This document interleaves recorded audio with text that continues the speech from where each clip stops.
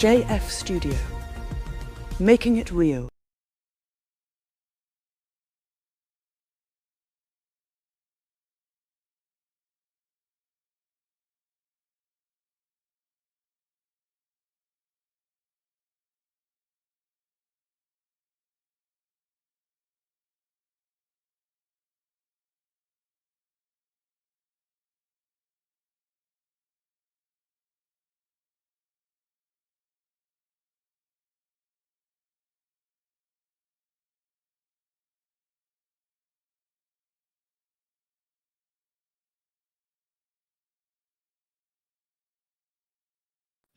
Kuna wengi wanajiuliza, inakuaje sisi watu wa mlima tunauza dawa ya mende, tunauza njugu kwa street, na unapata kwa miezi 5 tunapata tumenunua rentals, tumekuwa landlord, tumenunua probox, tumeingia sasa kuuza mali, tumeingia pale tumeanza kuuza sasa vitu. Wengi wanajiulizanga, na wacha niwachanue vile mambo ilikuanga. Unaona enzi ya uhuru kuna grant ambayo tulikuwa na Kenya inapewanga na wazungu. Kuna grant ambayo Kenya inapewanga na wazungu ya 5 billion. Sasa hiyo 5 billion Uhuru alikuwa anachukua anaweka kwa Equity Bank. Akiweka kwa Equity Bank, so ili muamini sasa sisi Wakikuyu tunajuanga hiyo stuff. Sisi watu wa mlima tunajuanga. Akishaweka pale tunajiunga kwa sasa sisi tukienda kwa Equity Bank tunapewa loan kama grant. Kumbuka Wakenya wengine hawatapata. Ukienda Equity huwezi pewa loan. Ukienda Equity huwezi pewa loan kama wewe huko kwa microfinance. Unaweka kwa cooperative alafu tukua naenda. Sasa hivyo ndio unaonanga sisi Wakikuyu tunauza dawa ya mende kwa street. Kwa miezi 3-4 tunanunua probox, tunanunua ploti, tumeanza kujenga kwa ile grant. Sasa ni ukora tunafanyanga. Hii enzi ya Ruto amesema no. Kama ni 5 billion iweke kwa vijana wote Kenya mzima. Wapewe kitu inaitwa Nyota Fund. Kijana wapewe prior learning, on the job experience. Sasa unaona saizi sisi Wakikuyu tunakasirika na mambo na Nyota Fund. Kwa nini? Hiyo Nyota Fund ilikuwanga enzi ya uhuru. Ilikuwa inaitwa Kiopa. Sasa hii Kiopa siku hiyo walikuwa wanaweka 5 billion kwa nini? Kwa Equity Bank. Tunaenda pale tunachukua tunafanya nao biashara na hatulipi. Tunaelewana? Lakini Ruto tangu akuje akasema Nyota Fund ni ya kila mtu. Nyota Fund si ya region moja. That's why sisi Wakikuyu tumekasirika. Hii pesa ilikuwanga tunakulanga sisi peke yetu. Sasa hizi Wakenya wote wanakula. Mluya anapata bonus ya miwa, Mjaluo sasa si lazima alete samaki mpaka Thika. Imagine Luo Nation walikuwa wanachukua samaki ati inaletwa mpaka Thika ati kuje kwa process pale. Lakini tangu Ruto akuje sahii wameunda factory pale Kisumu. Samaki ya Luos wanafanyia pale wanapata faida. Si ati walete mpaka Thika. Na niget. Mambo na kahawa na chai yote nini, sahii Ruto amelainisha. Tunakubaliana? That is why sisi watu wa mlima tunakasirikia Ruto. Why? Because pesa ambayo tulikuwa tunakulanga saizi hatupewi, saizi inapewa Wakenya wote Kenya mzima. Tunaelewana? Kumbuka mimi ni Wanyeri wa Munyoro village na nimewaibia siri. Hebu like, share and comment hapo kidogo ndapitia. Tuko sawa? Follow me.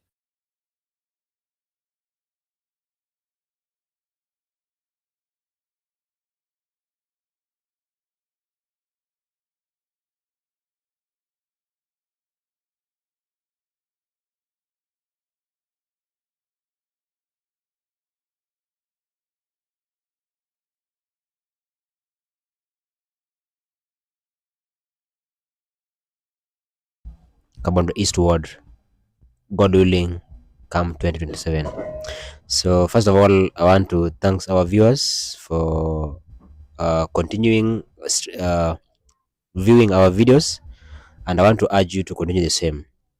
Now to the topic of before I go to the topic of today, again, let me lay my condolence to the kids, the children, the learners who lost their lives yesterday night in school. May those people who have lost their lives, injured in one way or the other, I wish them quick recovery. Now, going to the topic, I want to agree and disagree at the same time. One, why Kikuyus are successful business, as in comparing during Uhuru regime and Ruto regime. There is some truth in it, and some truth is that there was money during Uhuru regime which was offered by the World Bank, and the money was circulating under what we call Kiopa. I remember very well. I myself to tried to apply. I didn't get it. Yes, not because I'm from Luo land, but I know that what I did, the mistake which I did, was when I was applying, giving my details. But it was there for everybody, and everybody could apply. And I have my friend from Luland who applied and got the loan. So it was not for only Kikuyus. So that is a wrong, misguiding information, which I must disagree totally. Secondly, on the same, fine, it might be true because it is very easy for those people who have got business to apply loan in the bank, unlike those people who don't have business, especially when you have got a godfather who can sign for you.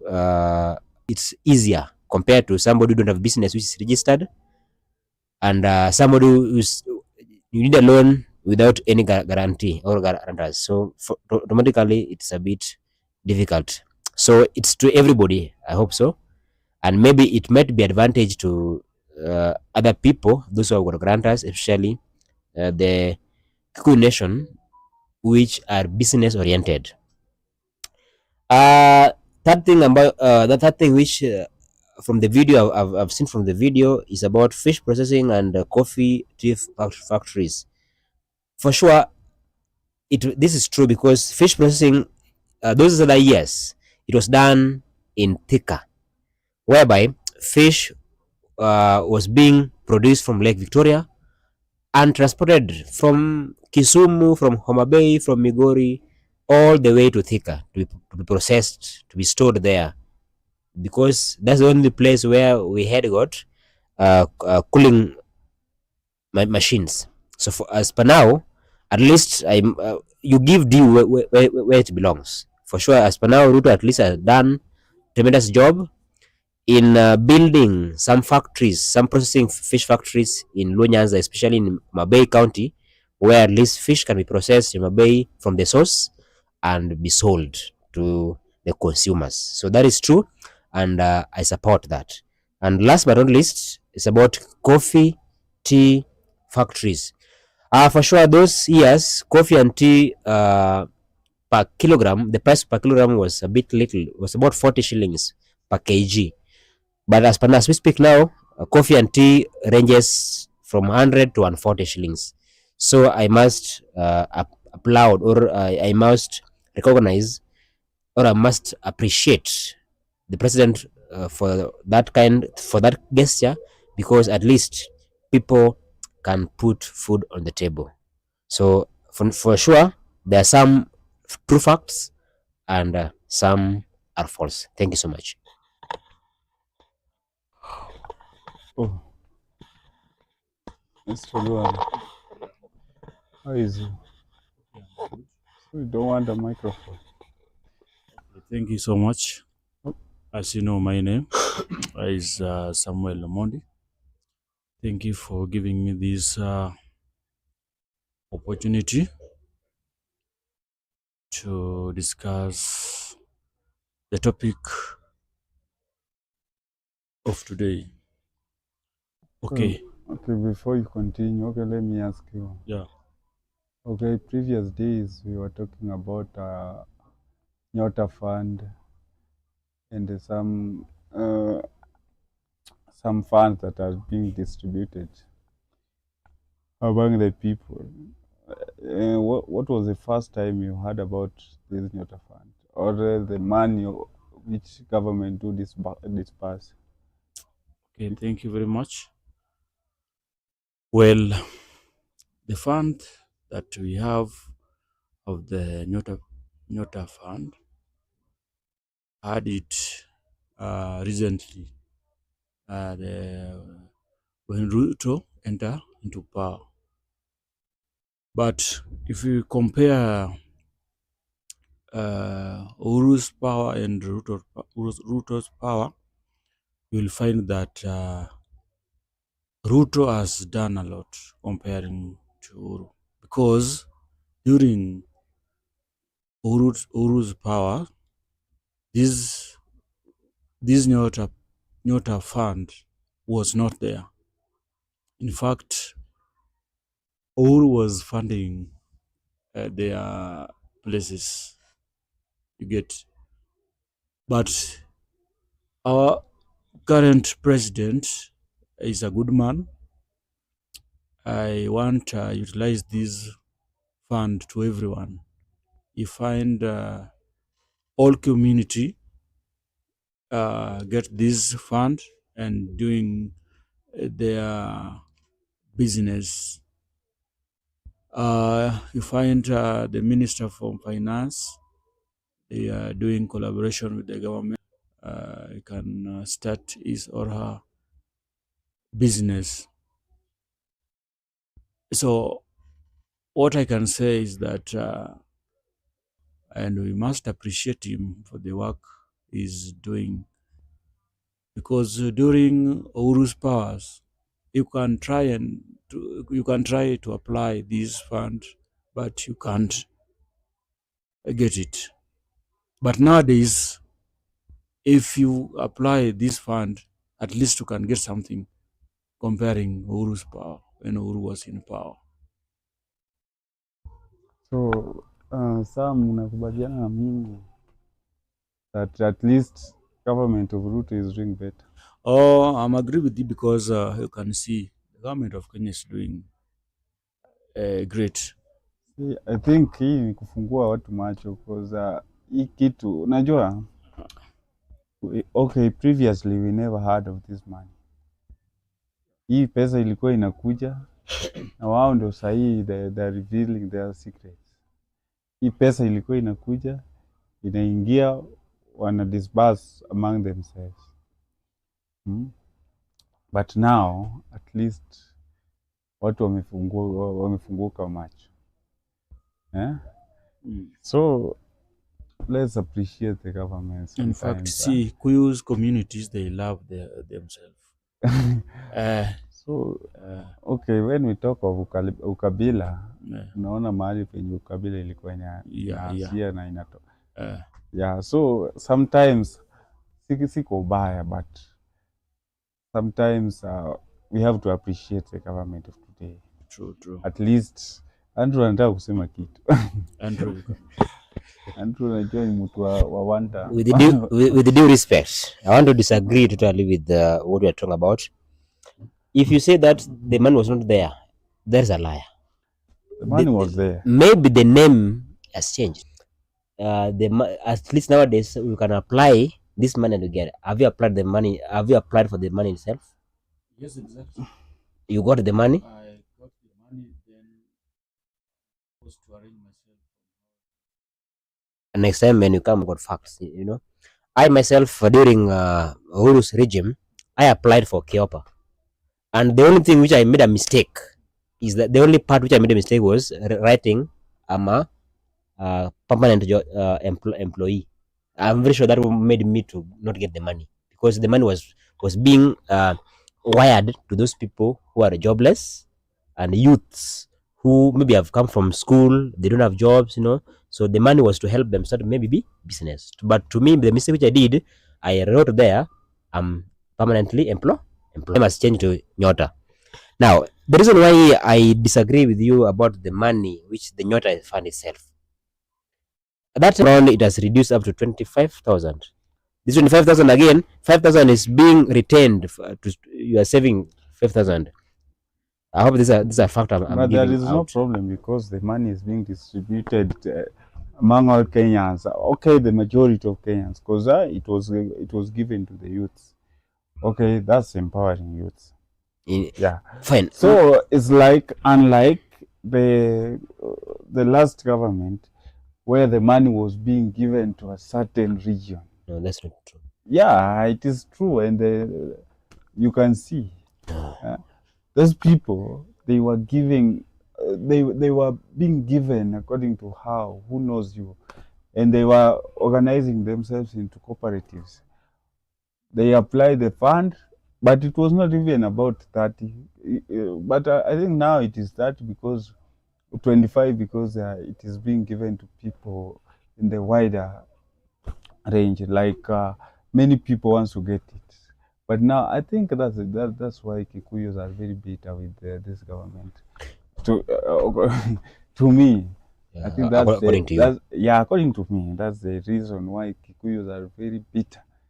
Yeah, but I'm fine mkwe na machungu sana. I think it's very wrong because everyone needs a better life. Kila mtu anataka ishi, kila mtu anataka kule, kila Mkenya anafaa apate kitu. Yeah, so mkipewa pesa like hii kitu ilikuwa inatolewa almost 5 billion, and the 5 billion is just being given to one region.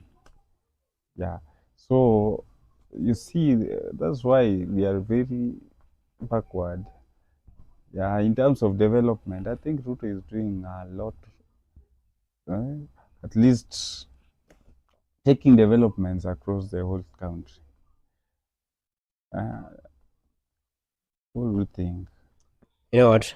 Sometimes I don't trust. Neither do I rely so much on things which are to do with the TikTok. For sure, I can come out and to say something. There's somebody here who came recently here claiming that he was sent by Gachagua to, is it to attack Ruto, something like that. There was something there. And if you look, if this guy was questioned very well, for sure those people who know how to investigate, it was totally wrong. So somebody coming forward to say that now, oh, this Ruto, my friend, there's some secrets which you cannot even give out, especially when you are in that kind of situation as a community. You are not getting what you used to get. Then you come forward and say that now this government is good because it's not giving us money. It's not giving us what we used to get. Does it make sense? But where there is a smoke, That doesn't make sense. That, my friend, you are not eating. You used to eat, but now you are not eating. And then you come forward and say that the government where you are not eating is not a good government because the other one used to give you food. So this one is now, it doesn't make sense. If you listen carefully what the boy is trying to say, the boy was saying that during when Uhuru was in power, they used to get money, but nowadays they could not. The money used to be taken to the Equity Bank. Yes. So and you see, and if you see it clearly, the guy said, and I think there is a time when Equity, I don't know what happened. People lost money. I don't know what happened. Even my mother was a victim on that scandal. I don't know what happened. Later, I heard that there is people who are being given money, they don't pay it back, and you people from where they don't know your regions, so you are the one who are paying the money back. So it's like they are being given a grant, then you pay, you pay, you repay the loan, so that the government, the bank cannot go to a loss, get a loan. I only pay if I got a loan. So my friend, You don't understand what I'm saying. Let me ask you a question. So, are you supporting the last government? If you compare the last government and the current one, how do you see the difference between the last government and the current government? I first of all, I would like to support government, first of all, which ensures that the right of a citizen is enshrined, as it is practiced. It is the right of the citizen is respected as per the constitution. That's the first thing I will want the government to ensure. Secondly, if I give you 20 bob, I'm giving money to give you, then I give you 20 bob, then I take 10 bob, then you now clap your hands that I've done better. No, that's not the best way. The money I was given, I was supposed to give you, but I take some money, or I take part of the money, then you think now I've helped you. No way. That's not the best way to do So these things. the current government is not respecting the rights of people. Of or course, is not yes. How? But you can see, I think the previous government was even worse on rights of the people than this government. Those people who don't have eyes want to see. But if you have an eye, recently, just last year, what happened? Even up to date, I've never had, especially during Uhuru regime, I didn't hear anything to do with the abduction. If it was there, very minimal. If it was there, but was there. there was, unless you tell me which one was maybe trivialized. Killing people was like something order of the day, because people were being killed. Where did Rivayala came? You see, and that is where we go wrong, So because that's the only thing which if you're being killed and thrown into Rivayala, then that's people, they respect your rights. So okay, I don't want to compare killing of the last regime and the killing of this regime, because killing is killing. Even one life is so important. Therefore, I don't want to compare. If you want to ask ourselves about that, was it good to people to be found in the quarry? I don't know where was that. Was it good? No, it wasn't good in the first place. So killing one life is important. When you go for an election, Yes. go for election, go and elect the best leader. Yes. Who will build this nation and change the life of people? Yet, well, I can say that the current government, I think, is doing great job, because even you can just see during Uhuru's regime, I didn't hear about this Nyota. Huh? There was Kioko. But Same thing. yes, Was Kyopa distributed But you see, the whole country? it was being dispersed among themselves. See, my friend. I told you that I applied. That's so. I applied, but the only thing which I did what? I claimed that I was permanently employed. Therefore, I could not get the job, the money. A friend of mine who was here in Nairobi, from Nyanza, but was here. He applied and got 20,000 because of the way he applied. I don't know how he applied, but he got 20,000, which I have a witness. I'm a witness to that. So it was not meant for, because it was online. Anybody could apply. The only thing which now will deter you to get the money was because of how you applied. And why is it that nowadays, if you apply it, everybody got it? If you compare to Uhuru's regime, I cannot certain that, because I didn't apply this time around, so I cannot certain that those people who applied got it. So but I can certain last time I applied and I truly made a mistake. A friend of mine applied and I got it. So this one I have never had. Of course, in the first place, I've never seen anybody who is coming that now the business is there because of the Nyota fund. For sure, I don't know. If you know, well and good. But to me, I don't know. okay. Okay, it's okay. But I think the government is doing a great job by now. I don't know if You think? people. Yeah, I think. But You think you are not sure with that, yeah? I'm somehow convinced, because I can see. Okay.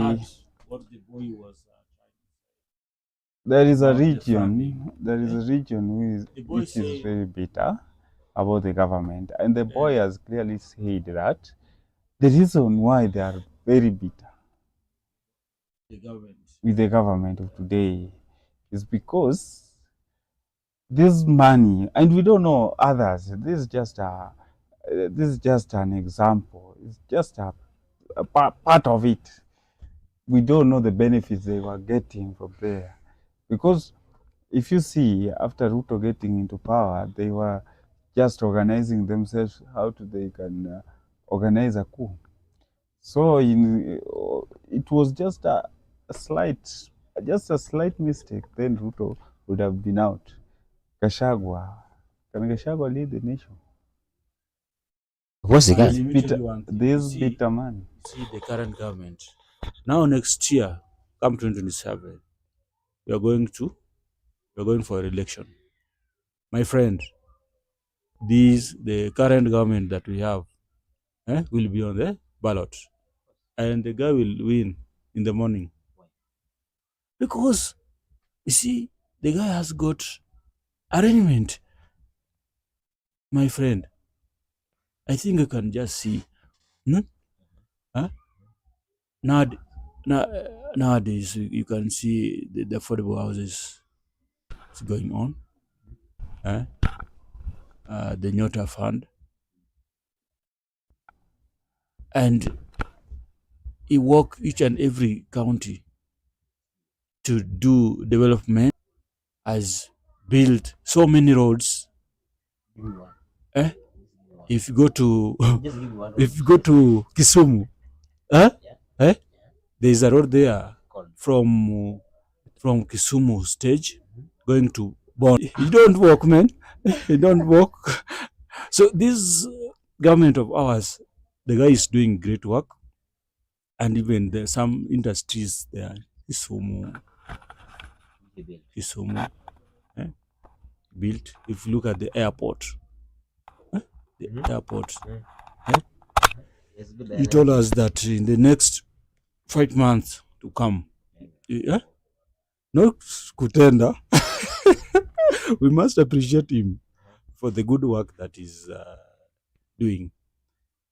So according to me, I cannot say that I'm in one term or 2 terms, but in my heart, I know where I will put my what? You already know, and yet you don't want. I know. But you are neither in 2 terms Huh? or 1 term. So I've not decided where I'm in 1 term or 2 terms, but you see, what I know, the guy is doing work, good work. Yeah. So before you inject or interject, please. My relative friend here has to talk about what Ruto has done in Donyanza, and he has lied that there's a road from Kisumu from Kisumu to Bondo, which this road has been there, and I just went there this year April, from Kisiani to Bondo. I know that road very well because there's something I can learn to you about that road. I know it very well. It was built. My friend, you told us that you are from Homa Bay. So I should from Kisiani. no, I wouldn't say that I'm from there. Should not walk because now you're coming from one place. Now you should not walk anywhere. I've gone to Busia. I'm not from Busia. I've gone to Bondo. I've not gone to Migori. I'm not from Migori. But give you the fact. Leave alone. In terms of the airport, Kisumu Airport, it was not built. It was improved by Uhuru Kenyatta. That is 2018, 2017, 2018. This is a fact. Second, road which is connecting. There's a very big flyover in Kondele. I'm sure you know that. Built by Uhuru Kenyatta. The road which connects Kisumu to Kisii. Now it is a four-way traffic. It's a two-way traffic, yani. Two-way traffic. Four roads. I'm coming. Yes, I'm coming. From Kisumu to Kisii. It was just a one way. Yeah. But as we speak now, this road has been enlarged until now. At least four vehicles can pass in one side, other side, and the 4 vehicles can pass the other side. Two-way traffic. There's nothing like the vehicles taking over. Isn't that? From Kisumu to Let me ask to why is Kisii. it that you are just county things that why don't you just also say, I saw this thing Ruto did, I saw this thing. Yeah, I'm coming there. So I'm coming there. I'm trying to. It's like you are supporting Uhuru Kenyatta. No, you know what? You're the people who are saying. You're the people who are saying that. See, let me tell you one thing. Uhuru renovate. He didn't build, but he of it. Well, Ruto? Huh? Well, Ruto? Ruto has got... Ruto built so many things there, like connecting electricity, roads, stadiums. I think you know. Huh?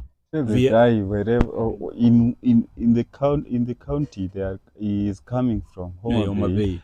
The Ruto has enrouted very many roads that they are in the process. And here you are saying some have started, my friend. Some have started, others are in the process. Okay, you can have a reason to say one time. I've named some of the cases. You can have a reason, yeah. So even if you are for one term, there is no problem. You can have a reason. But yani somebody just give a credit where it's due. Yeah. Okay, we want to go to another topic. So let me tell you, before we go to another topic, even if you are in one term, my friend, I know you are supporting Kalonzo Musyoka. That's a fact. That's a fact. But it is your right to support Kalonzo Musyoka. And what I know that Kalonzo will be on the ballot paper, and I will not reach even 2 million. I know. So you just support Kalonzo. You just support Kalonzo, and then you will remain with Kalonzo as we go on. Aside, that will be a topic of tomorrow. Another day. Because I can see the time is moving very fast. We want to listen to another video, or we want to watch another video, so that we can also mimi ni mtu wa one term, Mr. Speaker. Mr. Speaker, mimi hata nasikia watu wakisema sijui Ruto alikuwa anatakiwa anataka kuuliwa, sijui anataka kufanyiwa nini, sijui anawagiwa. Mr. Speaker, mimi ningekuwa na uwezo naweza fika kwa William Samuel Ruto tunifike tu penye huyo kijana alifika. Wale bila babangu amuke. Ruto sasa angekuwa ningekuwa nimeshamalizana hiyo kazi. Wale nilipenda kuambia Ruto. Na kuambia kwa hii Kenya mtu mwenye sipendi. Mwenye nikiwachia kwa room moja. Ruto. Na huyu gavana Nairobi hapa. Na Pasaris. Hao watu watatu. Wale babangu nikibaki tuna kwa room moja. Sisi naweza wafanyia nini? Bwana naoko tafadhali nikuve, lakini nikuwe nimeweka kwa history kila mahali Kidero Jasuba alikuvia wa Kenya. Na kama alisababu moja yako mwenye anaweza nipatia bomb, siku moja nipatiwe tu. Niende tukupande tuko mkutano na Ruto. Tafadhali wa Kenya wakufe milioni moja, lakini wa Kenya milioni tunakonga 40 million. Tafadhali 57 wabaki kama wako maisha mzuri. Kwa sababu ukiangalia mtu mwenye fanya wa Kenya wanatembea na patipati. Mkenya anatembea na sweta moja. Anatembea na ina moja mwenye alinunua 2022. Mwanaume jaibai inawe kwa sababu ya William Samuel Ruto. Atanunua inawe ya. Mtoto ataenda shule na nini? Hata kuoa ni wewe. Mr. Speaker, hata saa hii ile maisha sisi tulilelewa kama tuko wadogo. Kuchukua zile vitambaa wanararua ukifunika naye mtoto zimeanza kurudi. Wewe utaafford pampers, mtoto ununulie pampers umlale njaa. Wewe mwenyewe unataka ununue pampers, unataka ukule. Sijui stima imepandishwa. Kadri ilikuwa inanunua 10 bob wakati wa Uhuru. Sasa kadri ni 20 bob. Kibiriti tu peke yake ilikuwa inanunuliwa 5 bob. Siku hizi kibiriti moja ni 10 bob. Mayai ilikuwa inanunuliwa 80 bob. Just imagine that mayai siku hizi credit inatoshana na unga bandari moja. Unga ati mayai credit moja inatoshana na unga bandari moja. Harambee! Aende masiende. Aende masiende. Nasikianga watu wanasema Ruto hakuna pala anaenda. Ruto alizaliwa wapi? Sisigoi iko tu hapa. Nakuuliza kwa Sigoi inaweza nishinda mimi kupatia utaenda nyumbani. Ruto amefika Sigoi. Unajua fare naenda na Nyanza huko mimi. Mfangano natumia 2000 na bado napanda fare. Ni fare mingi sana. Ruto nikumpatia 1000 naende kwa kaka kwa mlanga bibi yako. Alinde kuku. Bwana mimi kitu na umwanga na Wajaluo wetu. Wajaluo kuweka mtu kwa hii government, lakini unapata Mjaluo ati gini waseka. Wewe unasema wasekao. Unajaipitisha hata president. Wewe mwenyewe uko unilaniwa. Wewe umepiga kura mara sijui 40 years. Hujaipitisha president. Sasa huyu Sangwenye mwenye yako utapita. Mimi sasa pika mimi nawaambia for free leo. Hata tu walete tu mwendazimu ndio tutapiga kura. Sasa mimi naambia for free. Hata walete mwendazimu. Hata ule mama anatusumbuanga hapa kuleta. Tunampigia kura. Hata usikuwa manani. Hata kama ni usikuwa manani tunampigia kura. Lakini William Samuel Ruto. Na wewe kama ni muoga, rudi kwa tumbo ya mama yako. 2027 ni mbaya. Tukumenyana. Kama sakitu hiyo video ingine.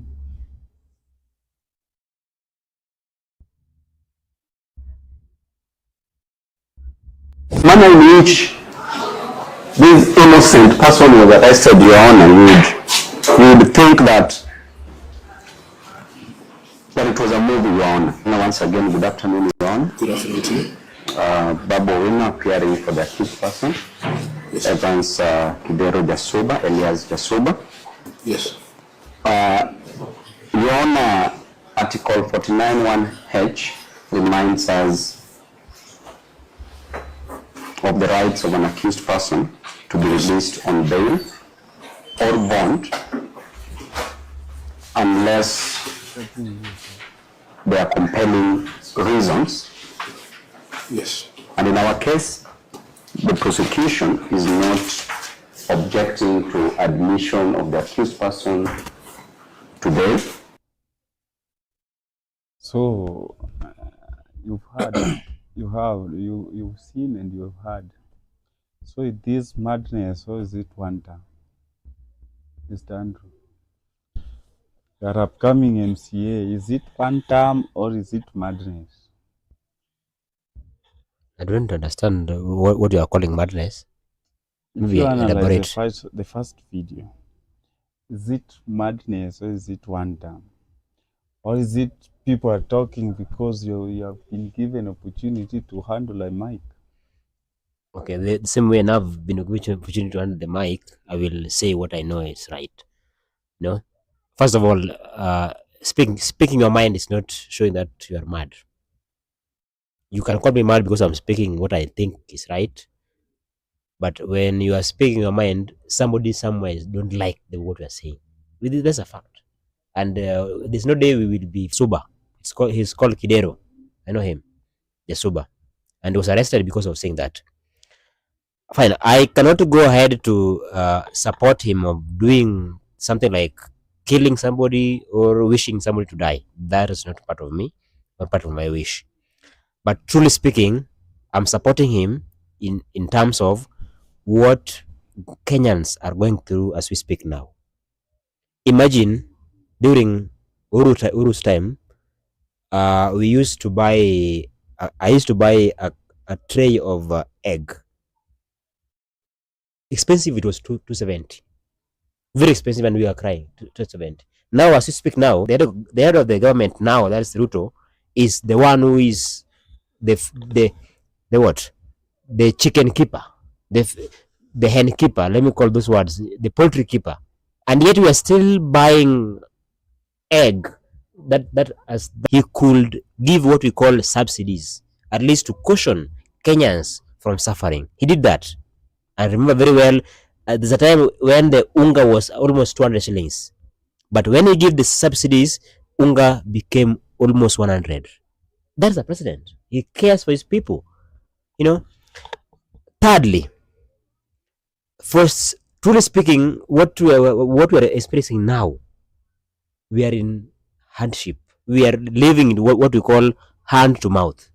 You get your money, the money you get, use it. Tomorrow again, you start asking yourself, where will I get another money? Now, to save money for development, my friend, is not even easy. Why? Most people nowadays have money in their homes, not even the banks. The bank cannot even give people loan because they are afraid that these people will not give back the loan. All these things are going through because of the regime who have brought what we call retrogressive. Okay, let me ask you. So you never expected any price of anything to rise? No, From 2000 up to now, it is almost 26 years. So you never expected something like a matchbox or kibiriti ipande itoke shilingi yake 5 ifike 10.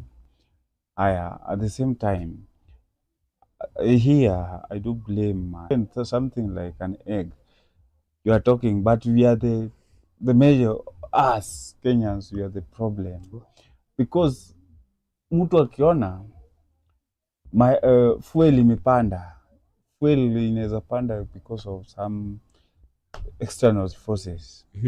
It's not because fuel is being sold all over the world and the price is regulated, not here in Kenya. Fuel ikipanda mbele. So fuel ikipanda mtu anapandisha bei yake ya mayai. You know why? Anaona he think that transport cost imepanda. Yes. Exactly. Fuel ikishuka, the guy will not drop the price. That's not true. So we are the one who are causing these things. Because we the people who are high pricing the fuel, so that we are causing all these things. No, the price of the fuel do not hike each and every time.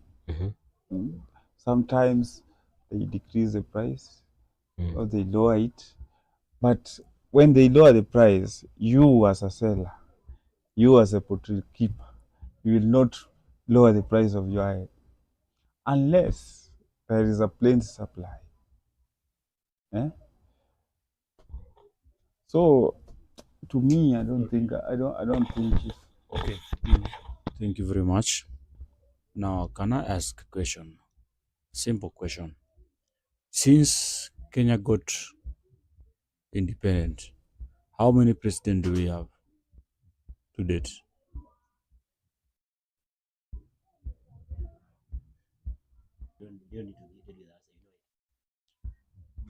We have got, start with Kenyatta, Jomo Kenyatta, Moi, Kibaki, Uhuru, Ruto. Now Ruto is the fifth president. Remember when Jomo Kenyatta was in power, how much was the what? The price of an egg. Huh? No one was there. I don't know. And when Moise got this power, how much was the price of egg? So remember, each and every president, when we got a new president, what should know, the price of commodity should increase. Why? Because let me tell you, the last government, like for example, you say that when Uhuru was in power, he used to buy unga at 100 shillings. During the Uhuru's time, tulinunua unga hadi 200.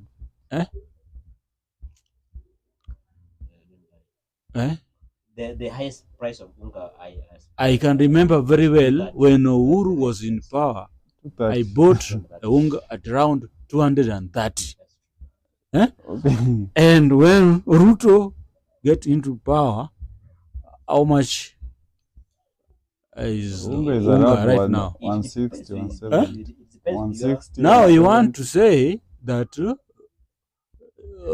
the price of commodities increases because of Ruto? My friend, why don't we just appreciate our government? It's doing a good work. The guy is trying. You are talking about the increases of fuel. This thing has affect all over the world. Where is fuel coming from? Is it coming from Kenya? It's just a simple question. Where is this coming from? So Sam, what brings all about these kind of speeches? Is it that we have a lot of freedom You see, the guy is Is it just what is the problem? Because you know, the guy even don't know how many people, don't know the statistics of the people in this country. Yeah. He thinks that the people are 14 million. We are 14 million Kenyans. we are not 14. We are, Yeah, I can see he's being corrected, being told about 40. you know, 58 when I look million. at by the way how the guy is So- talking, the guy is daydreaming, because since 2022 up to date, he has only one in our year. Huh? See, the guy is daydreaming. So the guy want Ruto to come and buy for him, and how much is he? How much is he? Maybe you have money. Some people My some friend, people are my friend, poor. if you go here in toy market, you will get anywhere at around 50 shilling. And by like to look like we give scenarios, not necessarily like he has a one underwear innerwear, not really. So sometimes when you speak in either in parables or you speak in certain ways that people should think. You see, that's the government that we had. So Ruto is also trying to fill the gap. At least for people to rescue people. That's what I'm talking about. My friend, What is he doing? Uhuru left the power when people are in danger. There was no jobs. There was my friend, there was no creation of job. He lied to us. There's so many things he would lie to us. Nowadays, if you just look, we can just see Ruto is trying to bring some small jobs like affordable houses. You see, at least a common man can just wake up and go and look for jobs, even if it is 500 per day. Can come back in the evening and buy some unga. But if you Uru's regime, there was no even those Mjengos. Mr. Andrew. Okay, let me ask you. Okay. Let me ask you. Okay, in real life. Mhm. Okay, as we were taught in school. Yep. I don't think that if the guy even do the GHC and the social studies, president was a symbol of unity. The president. Don't say president. Yeah, president should be given that respect. Even if the presidency is the representative of that presidency. So presidency is the one who is sitting there. Huh? So let me ask you, where did the respect go? Because people are just, is it because people use social media just to speculate some foolishness or foolish things so that they can be heard, or they can remain relevant, or you express your relevance through irrelevancy? Where did the respect go on for the leaders? No. First and foremost, you know what? In normal way, we normally say that you respect your dad or your father, even if he's an alcoholic. That's true. So respect is paramount. I don't deny that. And you respect, so sometimes you respect not the person father, but now that fatherhood, someone who gave you birth. Is it okay? Because if your father is one who disrespect you or shows maybe somebody who insulted the people, as a person you want to respect him, but now you will not argue with him because of what? He was the one who gave you what? That being that you who you are as per now. The same way, the one who has talked now,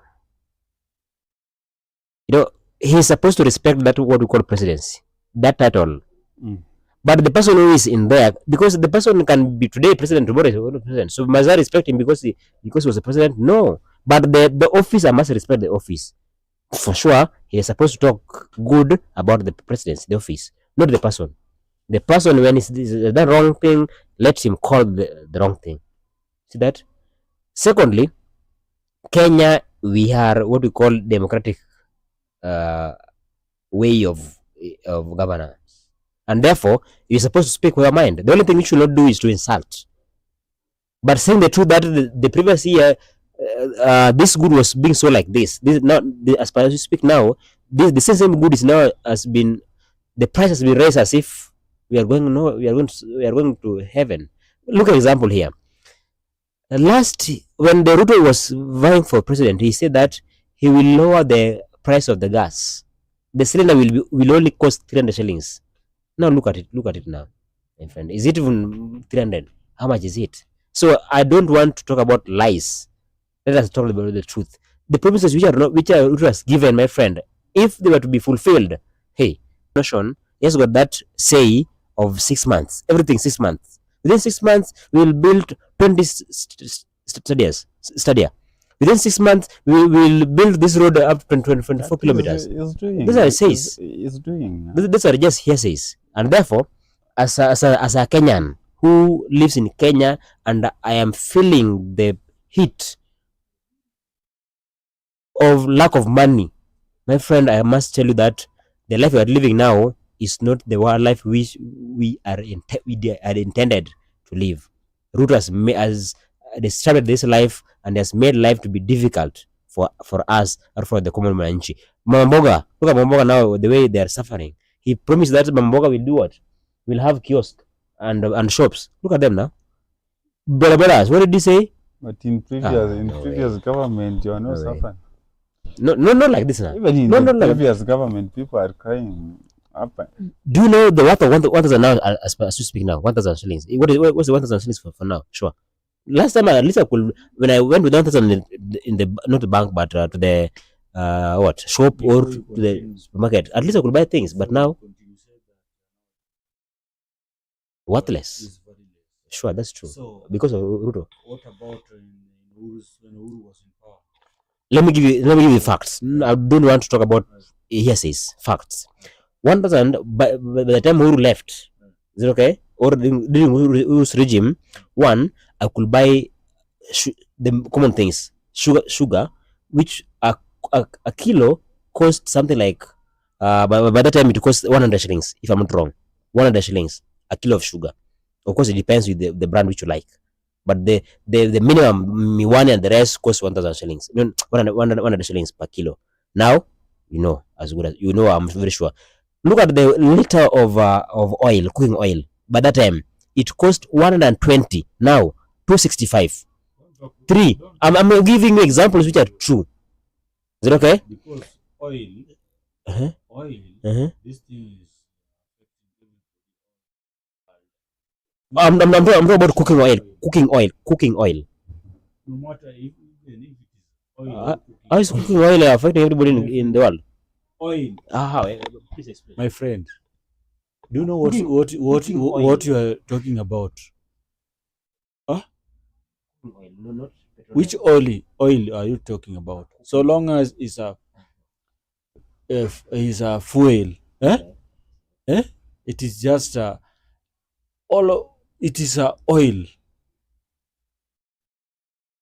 So don't say that the last regime you are buying, I don't know, the oil lower price. Nowadays the oil has been increased. At Uhuru's regime. Now it is 265. You know that? 265, you are buying at around 250. A There is a time which the price increases up to, I don't know, 300. No way, don't lie. I was using it, and I know what I'm telling you. Friends, I think we can wind up. Then, okay, we want to wind up, but is protecting these people who are like they act like they are criminals. Okay, even in democratic republic, there is some talks which we can associate with criminals because you can be jailed. Yeah. So this issue of this issue of Babu Owino. Always come out anytime somebodies are being advocating them. So like Kidero vile ameongea mbaya, mbona aache the guy face the consequences of his words? Because you cannot insult mimi nilipue nayo president. Do you know that do you know that's treason? Let me give you a scenario here. I'm a teacher.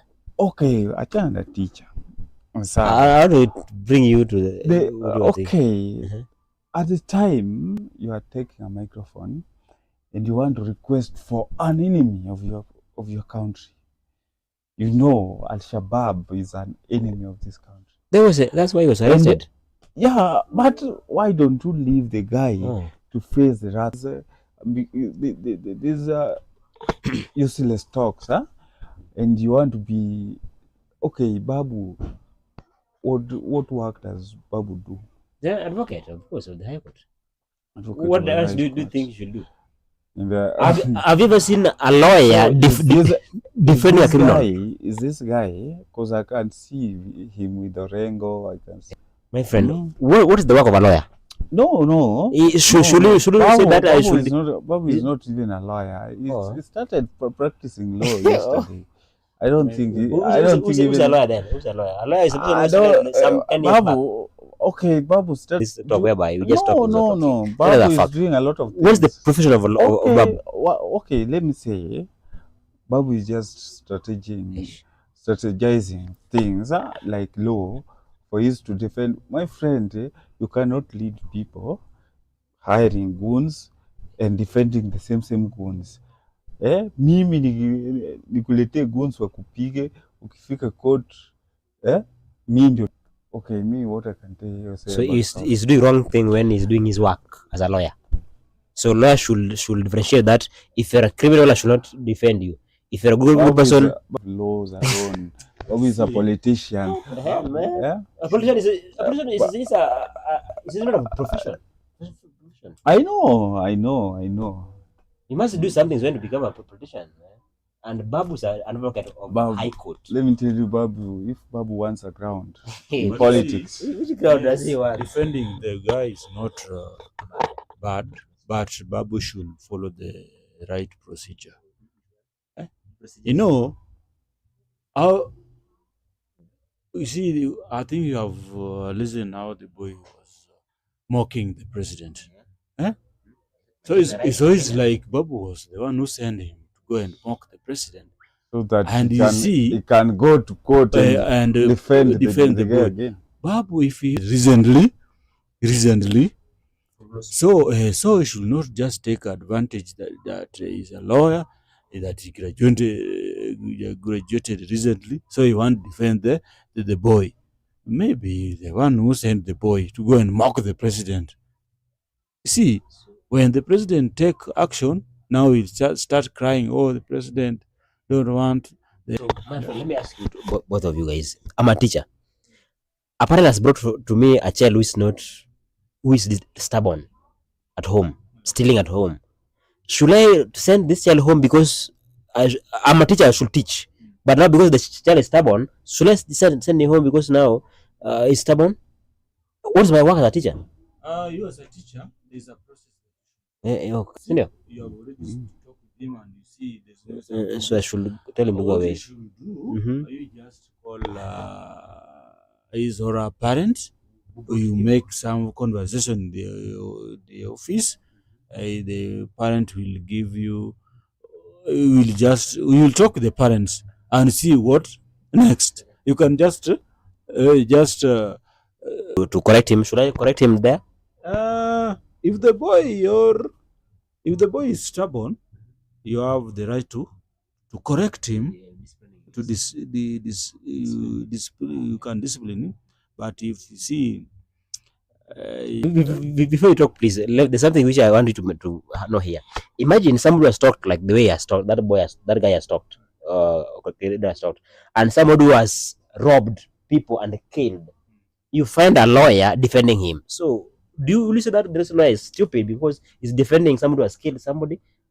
Then what is his work there? What's the work of a lawyer?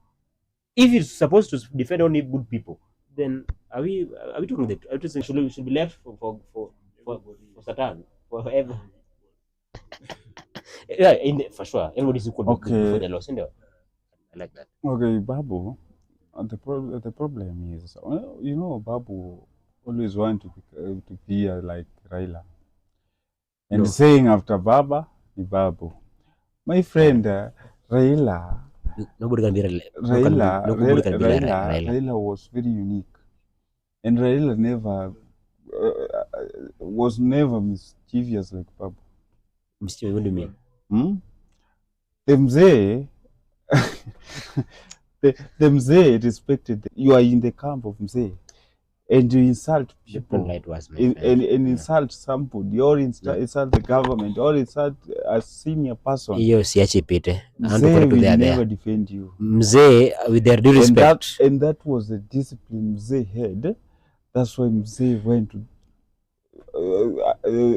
That's why Mzee reached that level. Before I forget, when Ruto and Uhuru were the president, Mzee called Uhuru Mlevi and Ruto Mwizi. Is that an insult? Those are not insults. Oh, okay. So if I call you now, you're a competitor.